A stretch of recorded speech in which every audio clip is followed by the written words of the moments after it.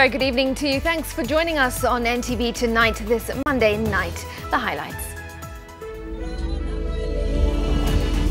Witnesses who saw 2 traffic police officers get beaten by a tuk-tuk operator talk to NTV.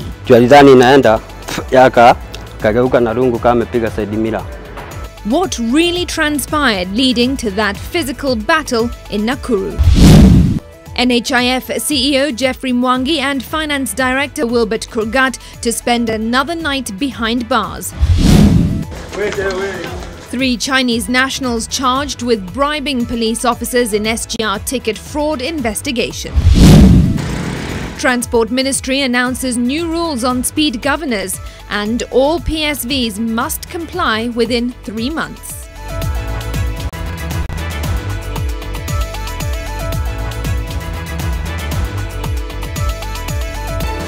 NTV Tonight with Smriti Vidyarthi.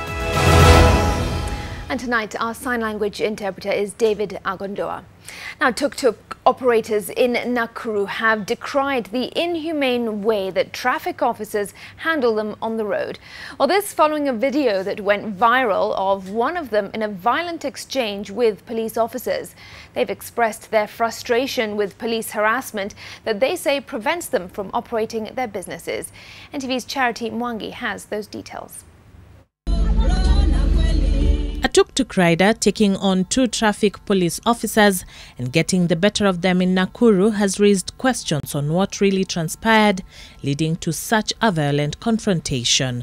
Witnesses who saw events unfold say police actions triggered the rider's rage. Kasimamisha tukutuku ya kwanza, ya pili, sasa kuja kusimama. Tualidhani inaenda kageuka na rungu kama amepiga side mirror. The police officer who allegedly broke the side mirror is said to have casually walked away. The rider followed and inquired why the police officer had vandalized his vehicle.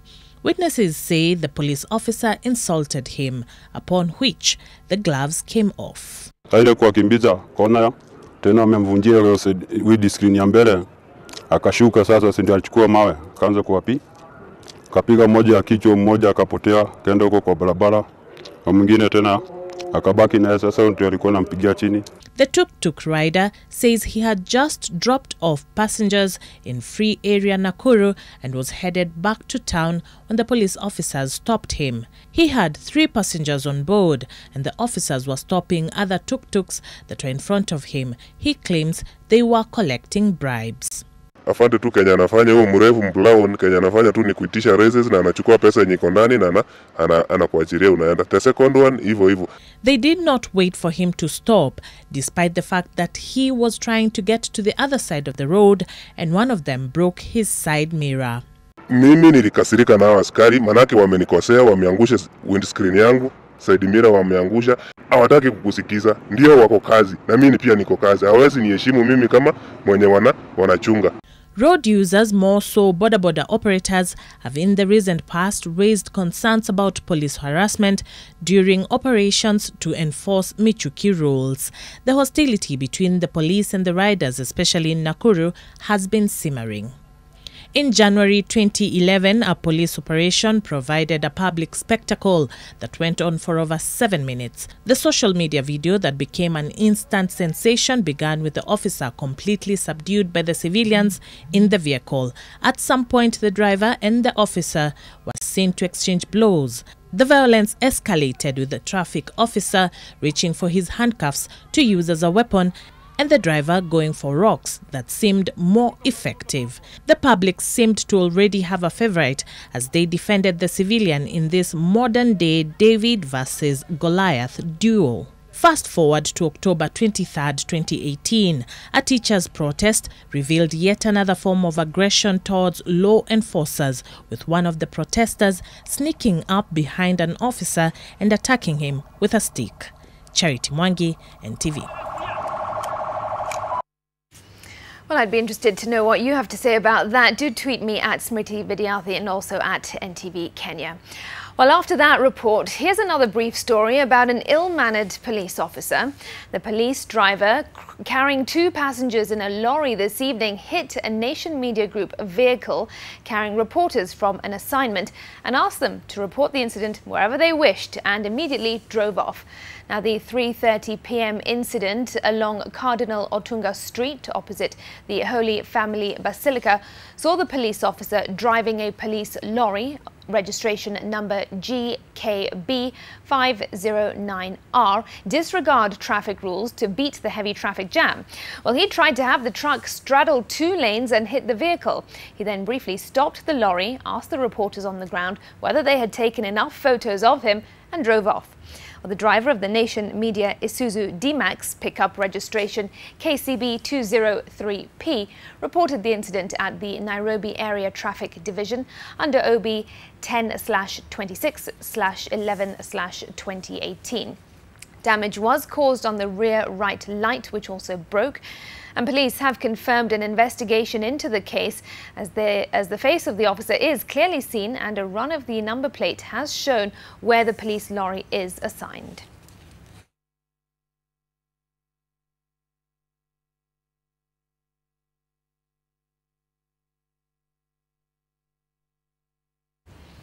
All right, elsewhere now, a judge hearing a case to determine whether the NHIF bosses should take a plea or not has deferred that decision to Tuesday morning, essentially handing them an extra night in the cells. Judge Francis Andai handed NHIF CEO Jeffrey Mwangi and Finance Director Wilbert Kurgat a 4th day behind bars after their lawyers and the prosecution failed to agree on whether they should take plea or not, with the defense saying the charges against their clients were defective and ambiguous. Kennedy Mureithi with the details. It will be another cold night in the cells for NHIF CEO Geoffrey Mwangi and the fund's finance director Wilbert Kurgat after the judge handling their case, Francis Andai, deferred a ruling on whether they should take a plea or not. My apologies, I'm unable to deliver the ruling herein at once. Right away, I'll have to deliver it tomorrow at 11:30 a.m. The defense argued that the charge sheet as presented before court was defective, ambiguous and lacked sufficient information for their clients to take plea, while the prosecution accused the defense team of employing delayed tactics in a manner to derail the case. Plea taking is therefore not a ritual. It must be meaningful both to the court and to the accused persons. If this court were to entertain the kind of application and submission I have had this morning, coming from the defense, the court would politely be telling us, pack your bags and go. There must have been a set of documents required from the accused person at the time of investigations. And there must have been individuals who keep those documents. And those documents were availed to the best of the knowledge of the accused persons, at least from the instructions that we have. The authority of this court is under serious threat.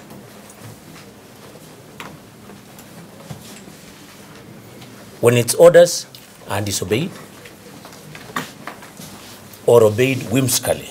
The two were arrested on Friday evening and have been in custody since.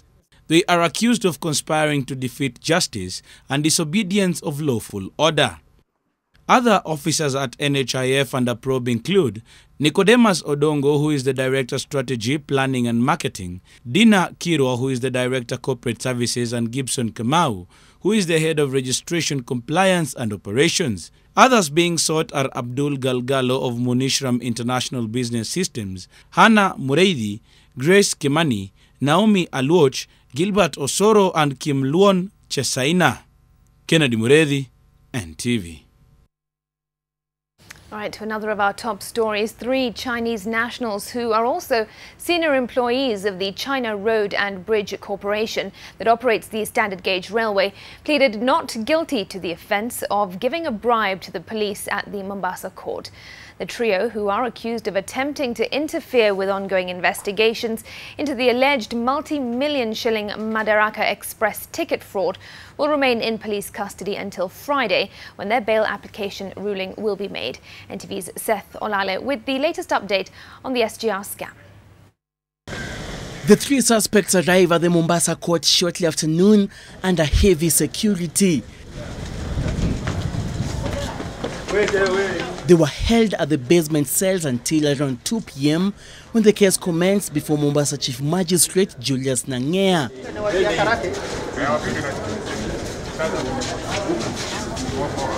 The prosecution told the court that on the 22nd day of November 2018, at the Standard Gauge Railway's Mombasa terminus within Mombasa County, being employees of China Roads and Bridge Corporation at the SGR Mombasa terminus, they jointly offered a financial advantage of 500,000 shillings to Inspector Andrew Warui and his team of investigators as an inducement to influence an ongoing criminal investigation in their favor.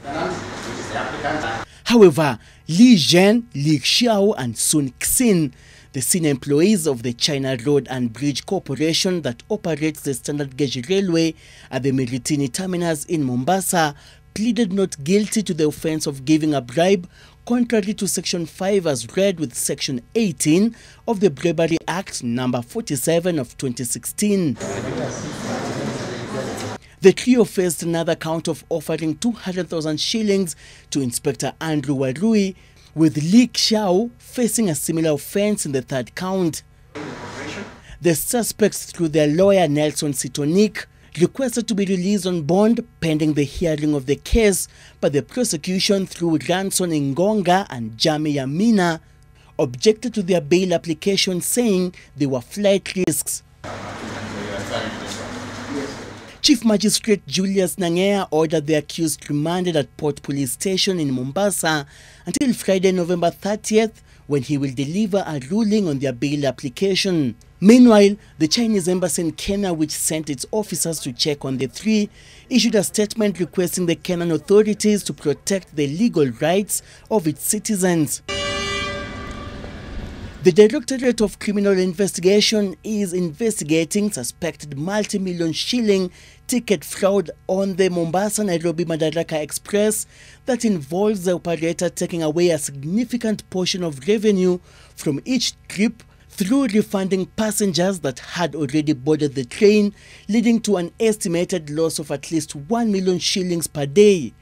The Kenya Railways Corporation has directed the Madaraka Express operator to take action against employees found to have interfered with the ticketing system.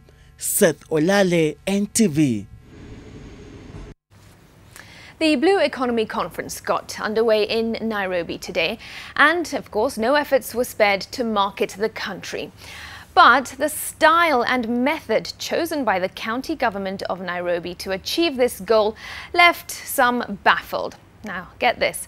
Lining sections of Mombasa Road from South Sea are pictures of the President, his deputy, all 47 governors and senators. Well, one would have been excused for thinking it was the season of political campaigns. I mean, look at that. The large portraits, complete with names and positions that each of them hold, cover a distance of about 1 kilometre. And it's perhaps the only thing remotely related to the conference that delegates can see as they approach the central business district. Well, this is Nairobi County's way of marketing Kenya, but one would have, of course, expected to see pictures of the nation's tourist attractions and even faces of perhaps Kenyans who are globally recognized, like sportsmen and women. Well, Nairobi County Government's Communications Director told NTV that the pictures were meant to introduce delegates to national and county government officials attending the conference.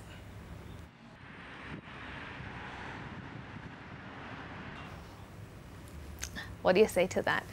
Well, a detailed report on the Blue Economy Conference, which opened today with more than 10 heads of state in attendance, coming up later in our business news segment. Elsewhere, to indiscipline, 8 students from Ambira Boys High School who were caught on video hurling insults at Education Cabinet Secretary Amina Mohammed and her counterpart, Interior Cabinet Secretary Fred Matiang'i, were arraigned today. Meanwhile, 15 teachers from Monianku Secondary School in Kisii County have been released on bond by Ogembo Law Courts. The teachers are accused of examination malpractices. Here's NTV's Sharon Baranga. Early morning at Ukwala Law Court in Siaya County, 8 students from Ambira Boys High School who were caught on video hurling insults at the Education and Interior Cabinet Secretaries were arraigned. In the video recording, the students who completed their KCSE last week also claimed that they had cheated in the national examinations. Here they were before Resident Magistrate Gladys Adhiambo. However, they did not take plea after the prosecution requested an additional 7 days to conclude investigations. The magistrate granted the prosecution's request and ordered the students to be detained at a children's cell in Ugunja Police Station. The case will be mentioned on 3rd December 2018. Kwa sahi bado hajanakili ama hajaandika taarifa ya mashahidi ambao wanafaa kutoa ushahidi kwa hii kesi. Na nasema wengine wenyu hamjapelekwa kwa daktari kukadiria mna miaka mingapi. And at Ogembo Law Court in Kisii County, teachers from Monianku Secondary School accused of examination malpractice have been released on bond. The 15 teachers appeared before Magistrate Margaret Nafula. They were each released on a 250,000 shillings cash bail or 500,000 shillings bond. Through their lawyer Kerosi Ondieko, the suspects made an appeal to have the bail revised, but it was rejected by the court. The case will be mentioned on 10th of next month. And then we are going to deal with meritocracy at the end of the day. And still at the same court, 5 invigilators from Nduru Boys High School will appear on the 3rd of December over claims of examination malpractice. The 5 will be arraigned alongside 18 candidates who were found with notes in their underwear as they were writing their history exam. The prosecution said the invigilators failed to frisk the candidates. The invigilators were released on a 5,000 shillings bond, with each of them required to report to Nyamarambe Police Station on November 29th. Sharon Baranga, NTV. Your Honor, Mr. Grossi has requested me to name him. Locals from Garsen and Bombi areas have been involved in the search for the missing Italian volunteer student Silvia Romano. Now, some of those already in the forest have reported to authorities that they have located a place where the abductors are believed to have cooked and spent the night. Some of the locals, who are from the Orma community, now claim that the attackers crisscrossed the area, lying to the community that they were looking for their lost livestock, with some even confirming that they have seen Silvia Romano. Here's NTV's Kevin Mutai, who has more on that story. The Orma community in Bombi, Kilifi County have condemned the attack and abduction of the Italian aid worker Silvia Romano and are supporting the ongoing operation to flush out her abductors. Some of the locals have now been incorporated in the search and rescue mission because they are pastoralists and they understand the landscape and the density of the forest with all available escape routes. Some of them say they saw the attackers together with Silvia and have given the same information to the police. Wameonekana miguu yao ilikuwa wakipiga ugali sehemu za Lango Makar.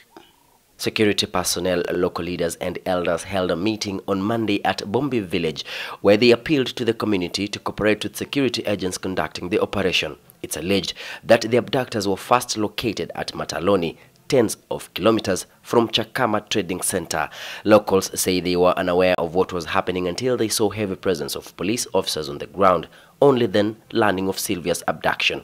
It is alleged that human hair was found in Hawawenje and is believed to be Silvia's. Wanaweza kujificha kama siku 2-3 mahali moja, kwa sababu si rahisi wakitembea wanaonekana haraka. Wakikaa mahali huenda hawezi patikana haraka. Police are also interrogating the wife of one of the abductors, and her information is said to be helpful in the ongoing operation. Imebidi sasa waende na mguu Kwa hivyo ndio sababu tumerudi kwa wananchi ili sisi wote tushirikiane kufuata polepole na miguu. These people have been surrounded. They have nowhere to go. I think God willing they will be arrested. Sylvia's abductors have limited their movements in the forest for fear of being located as air and ground surveillance tightens. The multi-agency team is now closing in on a specific area believed to be a hideout for the gunmen. Members of the pastoralist community have now agreed to cooperate with security personnel in the ongoing investigations, adding hope to Sylvia's rescue mission. Kevin Mutai, NTV, in Bombi, Kilifi County. Right, that story brings us to our first break here on NTV Tonight. Don't go far, I'll be back in just a moment.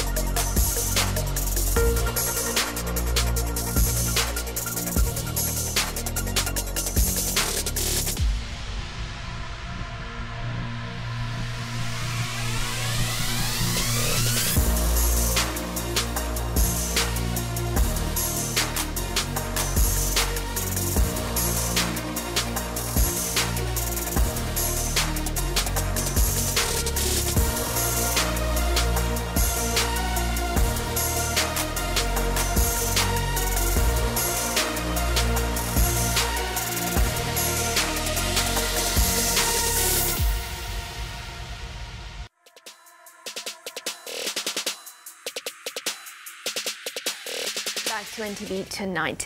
The Ministry of Transport, alongside relevant stakeholders, has come up with new guidelines for the licensing of suppliers of speed governors. Well, this is due to the fact that the speed limiting devices standard that came into effect on the 1st of April 2014 has since been revised. Well, this is part of the ongoing road safety crackdown that has seen the public transport sector adhere to the Mishuki rules. Nuru Abdul Aziz reports. The implementation of the revised speed limiting device standard KS 2295-2018 takes effect from 1st December 2018. In order to get approval to manufacture, import, install or in any way act as a speed limiter supplier, one will be required to purchase a copy of the revised standard KS 2295-2018, a copy of the implementation guideline, and obtain a clearance certificate from NTSA. The revision of the speed limiter device standards introduced a requirement in which it makes it mandatory for all speed limiting devices to have the capability to transmit speed data to NTSA servers. According to Francis Major, the revised standard will help in ensuring that vehicles do not overspeed. On this new standard, it becomes a requirement that you are emitting, the gadget is emitting information on a real-time basis. So we're able then to take action before even an accident happens. And also for those who have been tampering with this gadget, it becomes now difficult for them because the moment you disconnect, we're able to know that your governor is disconnected. Instances of abuse, like has been noted before, do not continue to occur. Because even with a properly fitted gadget previously, we would find that the process itself had a weakness in terms of ability to monitor. According to the guidelines, no supplier will apply for a license or present a speed limiter for approval without proof of at least one established fitting center complying with the requirements of the revised standard. This new development is in line with the crackdown on matatus that, according to Major, has seen so much improvement on Kenyan roads. As at last week on Friday, over 22,000 drivers who are driving on our roads without any valid documents have applied for their licenses. Over 4,000 vehicles that previously were operating without licenses have now complied. Motor vehicle owners will be expected to upgrade their speed governors or limiters to the current standard on or before 1st of March 2019. 3 days back, Transport Cabinet Secretary James Macharia said that companies building vehicle bodies found not compliant with the KS 372 bodybuilding standards will have their plants closed down as they have been blamed for deaths of passengers, with a toll already at about 3,000 this year. Nur Abdulaziz, NTV. Time for another break on NTV tonight. The business news will be up next. I'll be driving that agenda.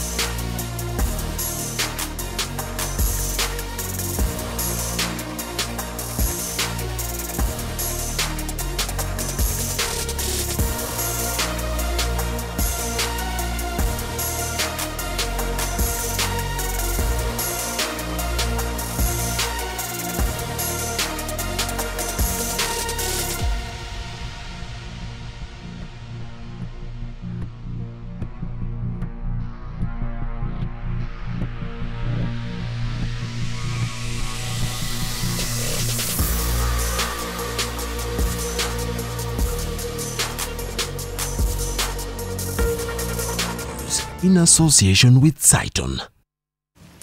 It's 1:30. Let's do business.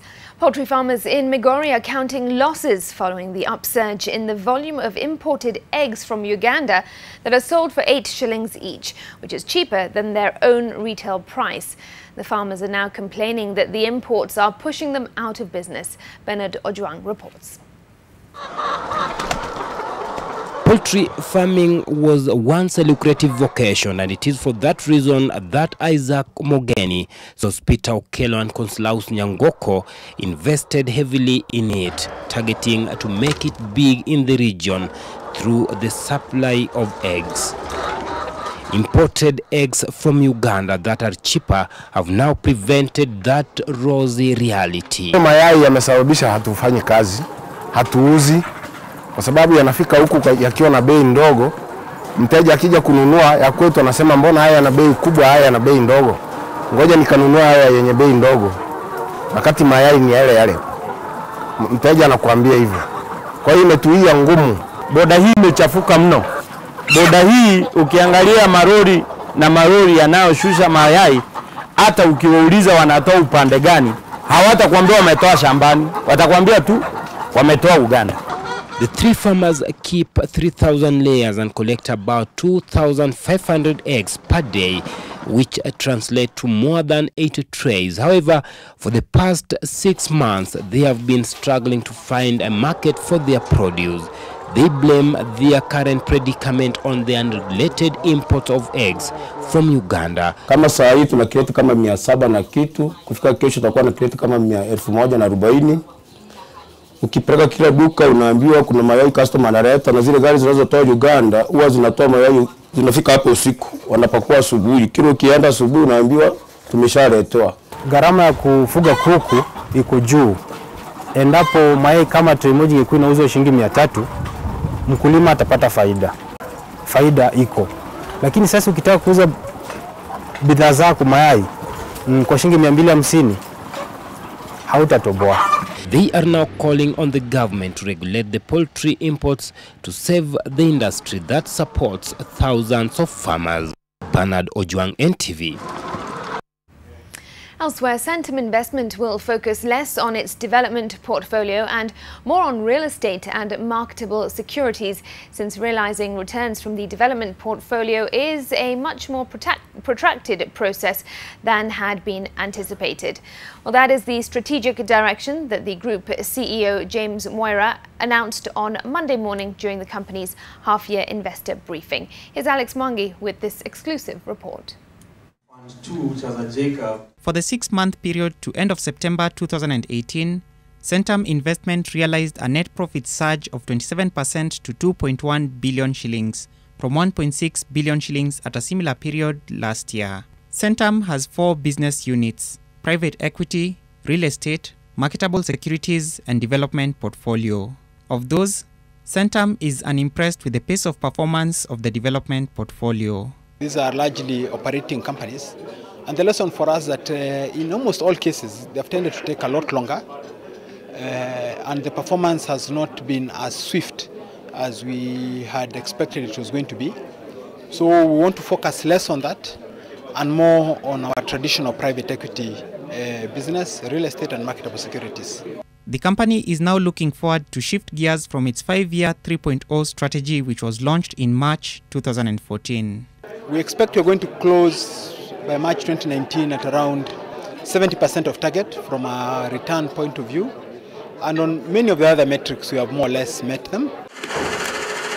The investment firm's finance costs more than doubled from 557.3 million shillings to 1.2 billion shillings. The company quotes its portfolio investments currently at 74.1 billion shillings, up 3.6% from 71.6 billion shillings last year. The major area of focus in 4.2 is going to be to enhance the cash flow generative capacity of the organization, and then also consequently enhance the dividend payment to our shareholders. Centum closed the half-year period with a cash balance of 1 billion shillings and was able to swing the company-level performance from a loss of 152 million shillings last year to 930 million shillings. So that's the outlook, ladies and gentlemen. Alex Mwangi, NTV. Now, as we mentioned earlier in this broadcast, the inaugural Global Sustainable Blue Economy Conference kicked off this morning here in Nairobi, bringing together over 18,000 delegates from all over the world. The first of the three-day conference was dominated by statements of commitment from various heads of state and government, with the threat of illegal fishing gaining prominence.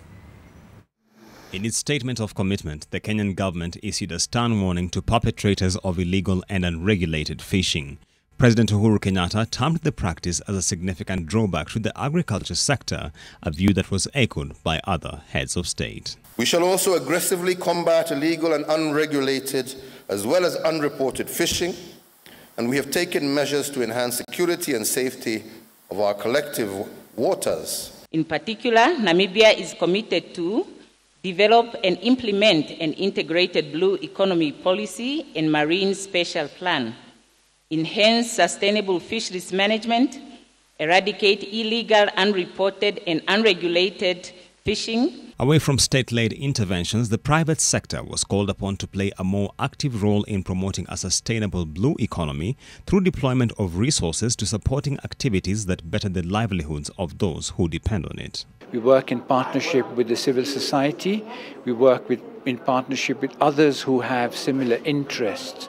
And that way we bring resources, but we also bring a level of consciousness to the table where we are saying, this is, a big issue that everyone is grappling with. For 4 consecutive years up to 2017, the fish sector in Kenya has witnessed a decline. It continues to grapple with a myriad of challenges, including illegal fishing. This conference presents the country with an opportunity to energize intervention to support the fishing subsector, whose full economic potential remains largely untapped. Julian Samboko, NTV.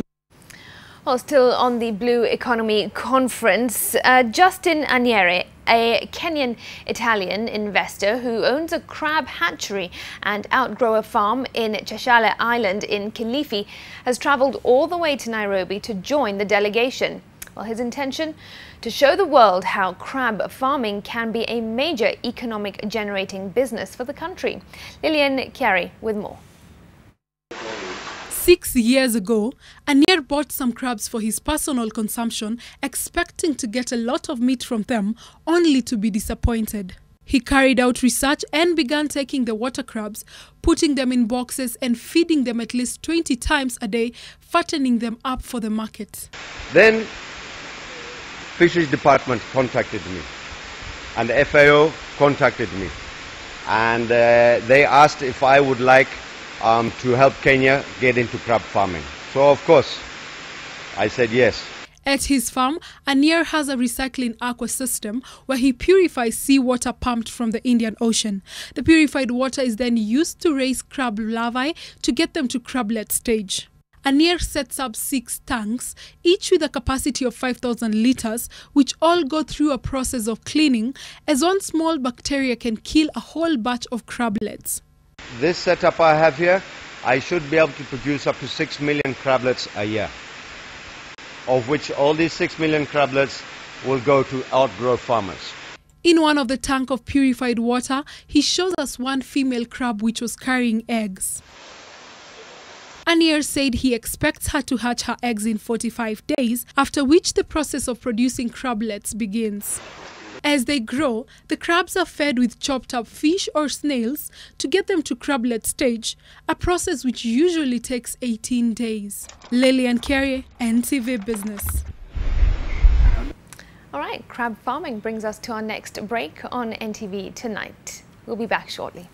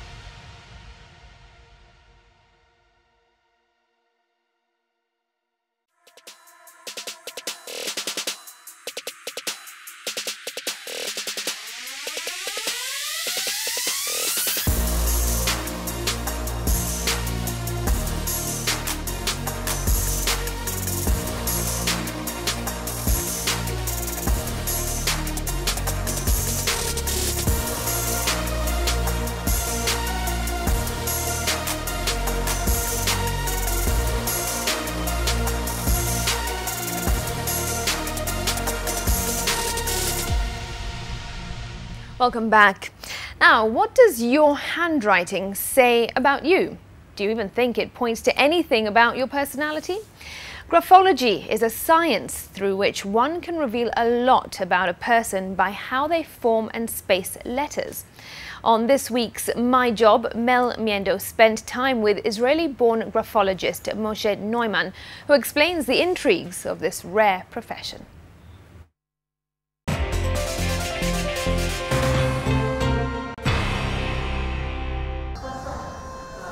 Even in the hottest of deserts, an oasis is findable. When he was a boy, Moshe Neumann had dyslexia, causing many questions to run through his mind on writing and spellings. This birthed an interest and built the skill set for graphology, where he analyzed handwritings for personalities right from when he was 10 years old. Moshe studied graphology for 4 years to attain his professional status. Interestingly, as he explains, a graphologist is not intent on the content of what a person has written, but rather it is in the complexity of handwriting symbols which reveals one's character traits. The slant is emotionality, the depth is the psychic memory, the rhythm is generally the rhythm of the writer, the rhythm of thinking of the writer. There are many assumptions of what the technique can do, some of which Moshe says cannot be achieved. I can't tell about the future, it's a pure science. However, I can tell about the tendency of the person in case he will meet such and such a situation. Graphology is all in the letters. Nothing stands alone. Each letter has many traits. I'll start with the T bar, the letter T. First of all, if the T is not retraced, okay, there is a loop in the T, the stem of the T, it shows sensitiveness to criticism. Interesting as it looks, graphologists may not always have it easy while making their analysis. Where the challenge can come is when you see changing handwriting in the middle of the writing. On the same piece of paper, you see different styles of handwriting. With me is a couple of writings that I got from people that I know, and so I'm going to hand them over to Moshe for him to analyze these ones. I can see that it's must be a flamboyant personality, a person who likes to be seen, maybe media personality, with a very strong staying power. It feels in his head, he feels a bit of a teenager because I see the round eye dot here. You know, it's usually indicating on idiosyncrasy, which means that the person likes to feel young at heart, you know. The size of the handwriting clearly shows that he wanted to be seen big. As a profession, graphology is barely known in Kenya. However, it has been used extensively in developed countries, in police departments, psychology, and even human resource. My country of origin, Israel, you don't get a job without a graphology analysis. Where it's written, please send your handwriting on a plain paper with a ball pen, they give it to a graphologist. Every person has a unique handwriting, and the art of graphology is a skill, very practical, and it is something that must be studied over time to get to where Moshe Neumann has gotten. And so I have written mine, a short story, and I'll be giving it to him so that I get to hear what he has to say about my handwriting. Mel Miendo, NTV.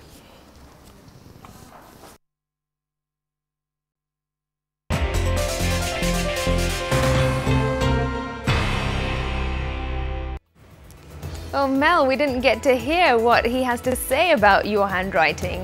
Got to find out if you're perhaps hiding something from us. All right, an interesting one there on My Job. Thanks, Mel. Do stay with us.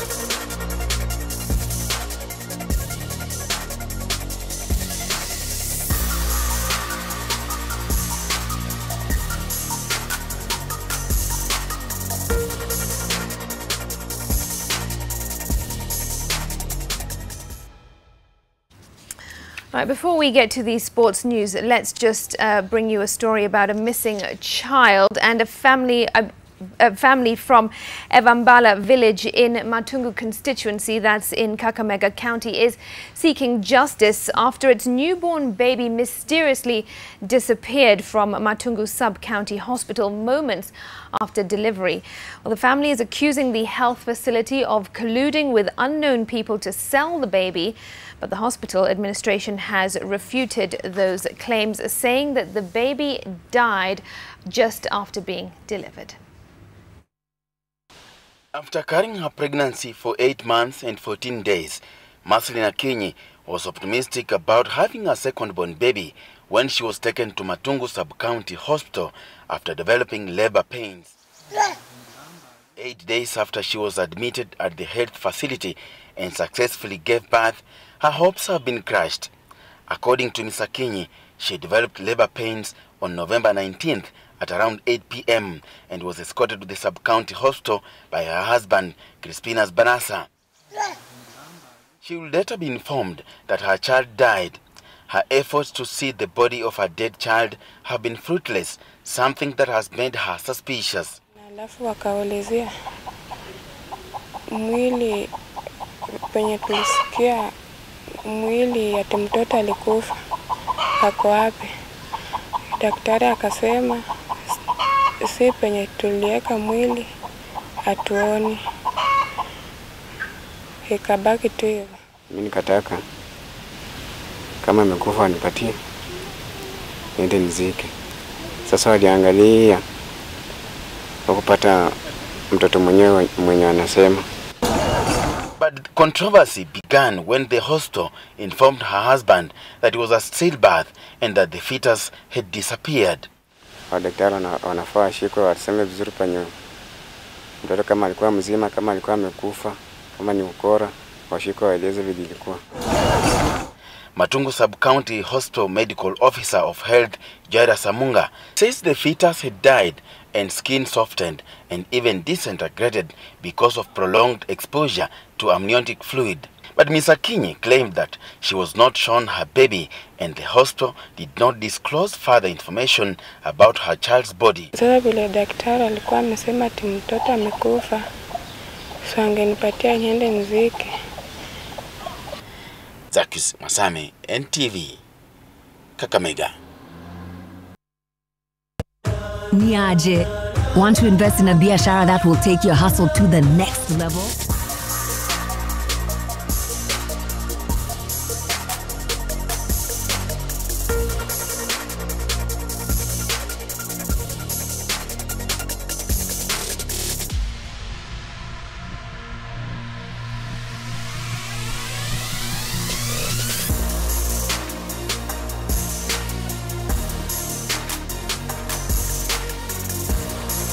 Chairman Ambrose Rachier has boldly claimed that foreign coaches use the club as a stepping stone to further their career ambitions. This was during a press conference called by Kogalo management to address recent issues and unveiling of their new signings. Aida Waringa with the details.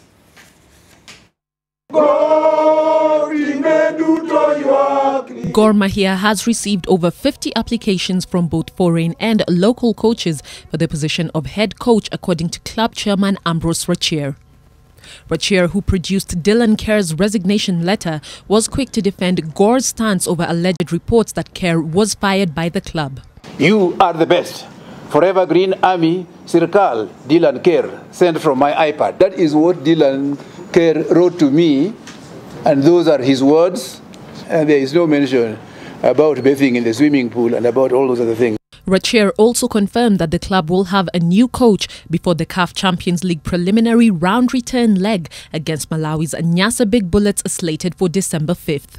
8 new players reflecting a mix of youth and experience were unveiled ahead of the new season.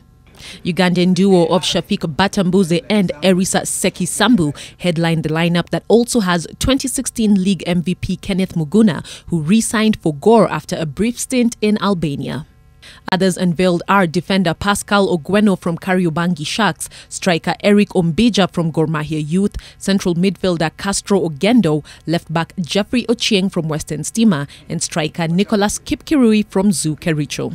Rachier confirmed that creative midfielder Francis Kahata has received interest from Algerian club CS Constantine, with the club yet to confirm the players they have dropped. The club chairman sought to play down allegations of delayed salaries and allowances, with reports that the club sponsor was contemplating on paying the players' salaries directly so as to avoid go-slows and strikes.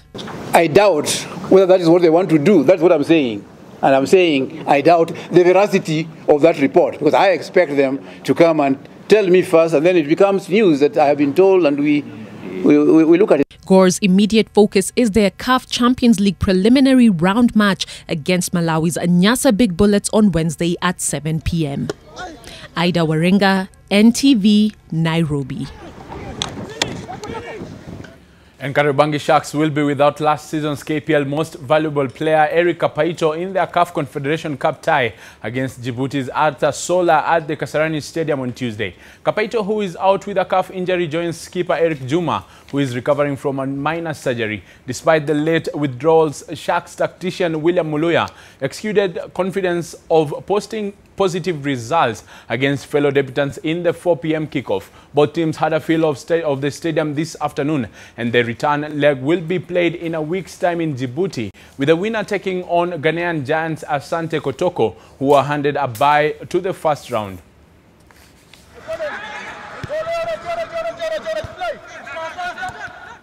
Bandari FC tactician Bernard Mwalala has been named the SJAC Coach of the month of August after collecting maximum points that month to steer the coastal side to second place on the log. Mwalala led Bandari to an unbeaten record in August, winning all the 4 games to bag 12 points available. With the new season just weeks away, Mwalala says he is targeting wins in the opening 5 matches. Mwalala has signed keeper Mustafa Oduor, defender Brian Otieno, all from his former side Nzoia, as well as Moses Mudavadi from St. Anthony High School. Mwalala took home 75,000 shillings and a personalized trophy.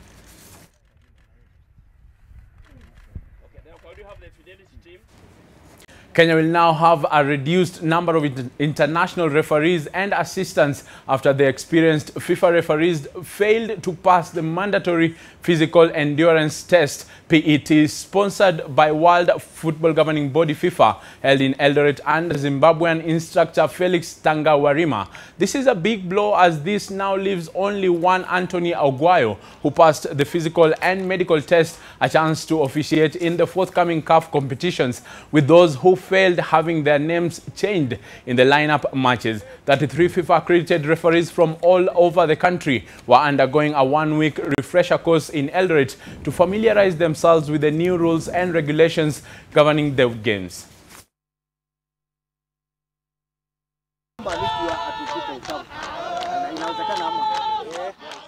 And Swedish side IF Bromma Pojkarna, home to Harambee Stars duo of David Cheche Ochieng and Eric Joanna, has officially been relegated from the Swedish top tier. The team lost 2-1 to AFC.